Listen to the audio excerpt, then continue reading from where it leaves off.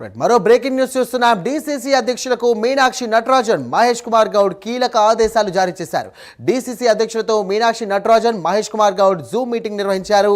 DCC అధ్యక్షులుగా దరఖాస్తులు చేసుకున్న వారు కనీసం 5 ఏళ్ల పాటు నిరంతరంగా పార్టీలో క్రమశిక్షణతో ఉండాలని అన్నారు. అలా లేని వారిని ఏఐసీసీ పరిశీలకులే తొలగిస్తారని మీనాక్షి నటరాజన్, మహేష్ కుమార్ గౌడ్ స్పష్టం చేశారు. ఇప్పుడు పనిచేసిన డీసీసీ అధ్యక్షులకు రెండవసారి ఎట్టి పరిస్థితుల్లో అవకాశం ఉండదని అన్నారు. ఎస్సీ, ఎస్టీ, బీసీ, మైనారిటీ, మహిళా నాయకులకు ప్రాధాన్యత ఉంటుందని తెలియజేశారు.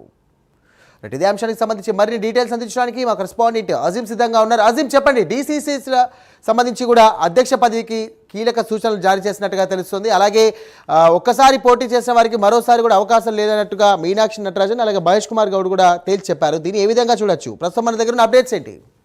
డీసీసీ ఎంపిక విషయంలో ఏఐసీసీ చాలా కీలకమైనటువంటి నిర్ణయాలు తీసుకుంది. ఈ నిర్ణయాలపై డీసీసీ అధ్యక్షులతో AICC incharge Meenakshi Natarajan, TPC అధ్యక్షుడు మహేష్ కుమార్ గౌడ్ జూమ్ మీటింగ్ నిర్వహించారు. ఇప్పటికే 22 మంది ఏఐసీసీ పరిశీలకులు ఏదైతే డీసీసీ అధ్యక్షుల ఎంపిక కోసం రంగంలోకి దిగారు. ప్రతి నియోజకవర్గానికి వెళ్లి, ప్రతి జిల్లాకి వెళ్లి అక్కడ బూత్ లెవెల్ సమావేశాలు కూడా నిర్వహిస్తున్నారు. ఎవరైతే డీసీసీ అధ్యక్షులు కావాలనుకుంటున్నారో వారి దగ్గర నుంచి దరఖాస్తులు కూడా స్వీకరిస్తున్నారు. సో అయితే ఈ రోజు ఇచ్చినటువంటి ఈ అప్డేట్స్ తో మాత్రం చాలా కీలకమైనటువంటి ఆదేశాలను జారీ చేశారు. ఏఐసీసీ అధ్యక్షుడు Mallikarjuna Kharge, AICC organisation incharge KC Venugopal ఆదేశాల మేరకు ఈ సూచనలు ఇస్తున్నట్టు, తప్పకుండా ఈ సూచనని పాటించాలని చెప్పి కూడా ఏదైతే స్పష్టంగా వారికి చెప్పడం కూడా జరిగింది. అయితే డీసీసీ దరఖాస్తులు చేసుకునే వారికి కనీసం 5 ఏళ్ల పాటు నిరంతరంగా పార్టీలో క్రమశిక్షణతో పనిచేసి అనుభవం ఉండాలి అని చెప్పి కూడా ఏదైతే చెప్పడం జరిగింది. అలాగే అలా లేని వారిని ఏఐసీసీ పరిశీలకులే తొలగిస్తారని చెప్పి, ఎవరైతే దరఖాస్తు చేస్తుంటారో డీసీసీ అధ్యక్షులుగా వారికి మినిమం 5 years ఎక్స్పీరియన్స్ పార్టీలో లేకపోతే ఆ ఫామ్ ని అప్పటికప్పుడే రిజెక్ట్ చేస్తారు ఏదైతే పరిశీలకులుగా వచ్చిన వాళ్ళు. అలాగే ఇప్పుడు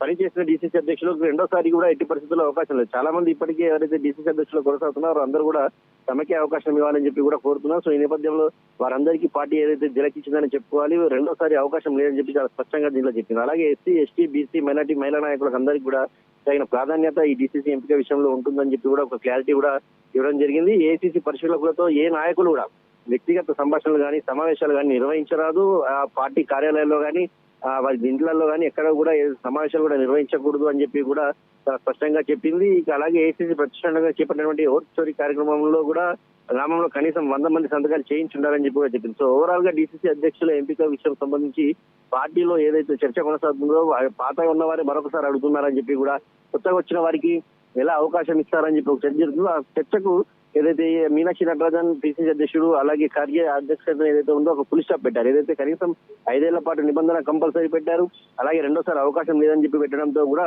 సో పూర్తిగా కొత్త వారికే తెర మీదకి వచ్చేటువంటి అవకాశం అయితే కనిపిస్తుంది. సో ఓవరాల్ గా 34 జిల్లాలకు కానీ 34 మంది కొత్త వారు వచ్చేటువంటి అవకాశాలే ఎక్కువగా ఉన్నట్టు కనిపిస్తుంది. పరిశీలకులు ఏ రకంగా పేర్లను ఫైనలైజ్ చేస్తారని మాత్రం చూడాల్సి ఉంటుంది. మనం థ్యాంక్ యూ అజీం.